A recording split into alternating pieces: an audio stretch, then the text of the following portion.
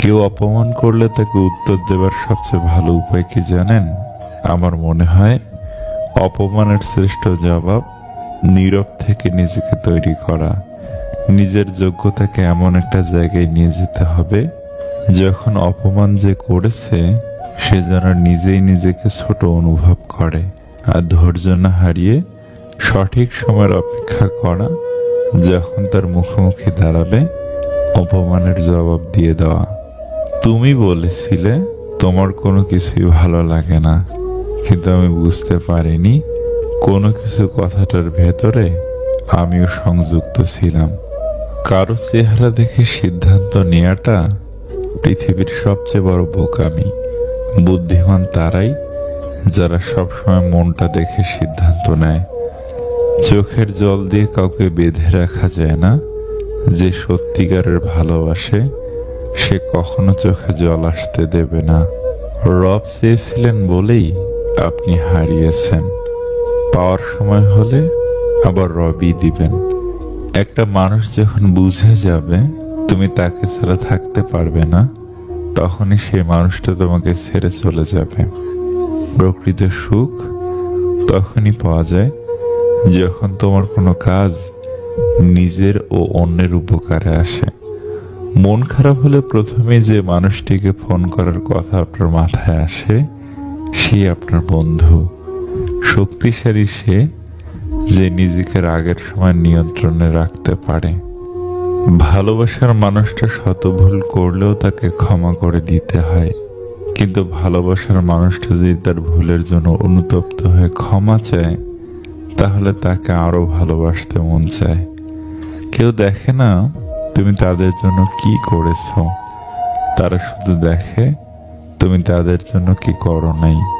একটি পাত্র কলসিকে একদিন প্রশ্ন করলো, তুমি কি করে সবসময় যে কোনো অবস্থাতে শীতল থাকো?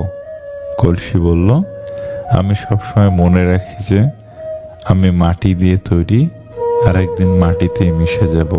তাহলে কিসের রাগ, কিসের অহংকার? সুনামে ভেজাল থাকলেও বাজারে ভালো চলে, কিন্তু একবার বদনাম হয়ে গেলে এক নাম্বার জিনিসও ভেজালের দামে বিক্রি হয়।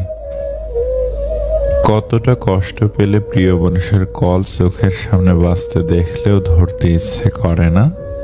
যে সেই কষ্টটা পায় সেই জানে। যদি তোমার কন্যা সন্তান হয়ে থাকে তাহলে নিশ্চিত থাকো তোমার মৃত্যুর পরেও কেউ একজন থাকবে যে তোমার কথা ভেবে দুফোঁটা চোখের জল ফেলবে। যাকে যত বেশি আপন ভাববে সে তোমাকে তত বেশি কষ্ট দেবে, আজ নয়তো কাল। বাবার গুরুত্ব সেদিনই বুঝবে যেদিন বাবার নাম্বার থেকে আর কল আসবে না, নাম্বারটা ফোন বুকে শুধু নাম্বার হয়েই থেকে যাবে। কেন করো অহংকার, কেন করো বাহাদুরি? কিসের বাড়ি কিসের ঘর, চোখ বুঝিলে সবই পর। কিছু বছর পর যখন পিছন ফিরে তাকাবেন তখন বুঝবেন যা হয়েছিল সব ভালোই হয়েছিল। কালো মানুষ কখনো প্রিয় হতে পারে না, শুধুমাত্র সোশ্যাল মিডিয়াতেই প্রিয়। শ্বশুর বাড়ি থেকে কখনো কিছু আশা করবেন না, পারলে উল্টো কিছু দিয়ে আসবেন। কারণ যারা আপনার স্ত্রীকে এতটা সময় ধরে আদর স্নেহ দিয়ে বড় করেছে তাদের কাছে আপনি ঋণী। তারপরও আপনি যদি শ্বশুর বাড়ি থেকে কিছু আশা করেন তবে আপনি বিয়ে করলেন না, নিজের শরীর বিক্রি করে টাকা চাইলেন। জীবনে সব পাবেন কিন্তু মায়ের মতো একজন মা পাবেন না। আপনি হয়তো আপনার জীবনকে ঘৃণা করছেন যা চেয়েছেন তা না পাওয়ার কারণে, অথচ এমন কেউ আছে যে আপনার জীবনের মতো জীবনে কামনা করছে।